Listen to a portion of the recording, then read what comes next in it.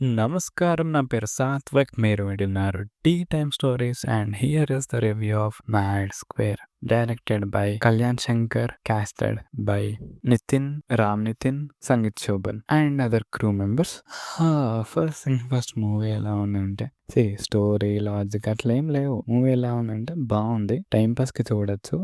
First half నాకు కొంచెం average అనిపించింది. సెకండ్ హాఫ్ బాగుంది. సెకండ్ హాఫ్ నచ్చింది. మ్యూజిక్ బాగుంది. పాటలు బాగున్నాయి. మంచి ఫన్ జనరేట్ చేసిండు. అంతా బాగుంది. కానీ ఒకటి నచ్చలేదు భయ్య నాకు.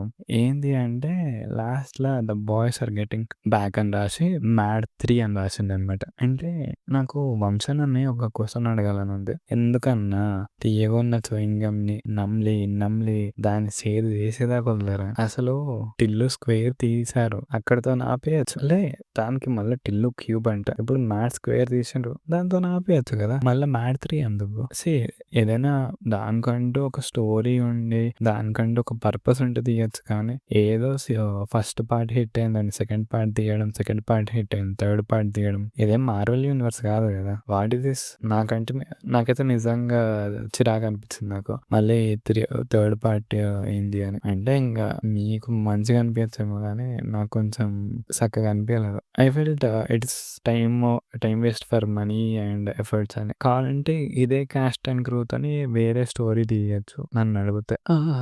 ఓవరాల్‌గా మూవీ థియేటర్‌లో చూడొచ్చా అంటే చూడొచ్చు. మంచిగా ఫ్యామిలీతోని ఎళ్లి చూడండి. లేదా ఓటీటీకి వచ్చినంక చూడండి. అండ్ ఒకప్పుడు పైరసీ అంటే ఓన్లీ ఈ మూవీ రూల్స్ కొన్ని కొన్ని వెబ్‌సైట్స్‌లలో వస్తుండే. ఇప్పుడు పైరసీ అనంగానే సినిమా రిలీజ్ అయిన నెక్స్ట్ హవర్‌లోనే వస్తుంది. ఈ టెలిగ్రామ్ అనేది దానిలోని, దీనిలోని. సో, పైరసీని కొంచెం అవాయిడ్ చేయడానికి ట్రై చేయండి.